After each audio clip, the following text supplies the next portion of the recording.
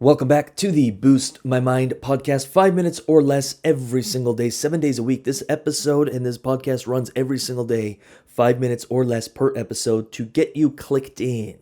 Think of it as a mental workout, a mindset reset, get you clicked into the game. This is the exact podcast I wish I would have had when I was starting my business. Keep me in the game, keep me locked in. And sometimes I have exercises, sometimes I have challenges, or sometimes I just have stories from my own life and failures that happen a lot. Today I want to talk about the biggest failure that I ever had. And it was simply this, I had a very hard time getting into celebrating my wins. And most high achievers are people with big goals and are ambitious and they want to serve the world and change the world can fall into that. Every time we get close to our goal, we just raise the bar. And then we keep raising the bar and we keep raising the bar.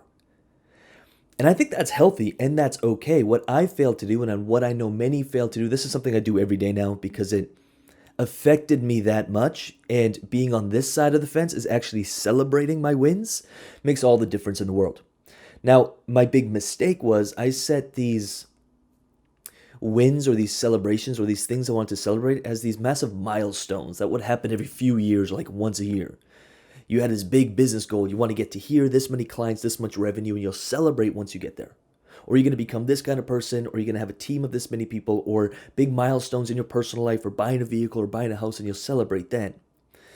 And that's a big flaw, that's a big mistake, because it keeps us always between. It's like we spend 99% of our time then between where we are and our goal. And we don't celebrate. So I started setting different parameters for success, different milestones that I could celebrate weekly and daily. I'm going to read some out here. So most of us are setting financial milestones or the big success milestones, but I started looking at my courage. It's like can I celebrate my courage this week or today? And it's something I'm proud of and I celebrate every single morning. Stepping into danger every single day, stepping into the fear, but doing it anyways, moving forward into it. That's something I can celebrate every day. I don't have to buy it. I don't have to wait for it. I can just choose to do it now and then celebrate it. Things like faith. I love the idea of faith. It's like you can tell someone's faith, but the level of action they take. I'm a massive action taker. I have so much faith in my abilities and that the universe supports me that I will constantly jump. That's something I can celebrate every day. My inner world, your inner world. How are you when the lights are out, the camera's off, the mic is off, you're alone, no one's around? What's your relationship with yourself? That's something I celebrate every single day, something I worked hard on for 5 years.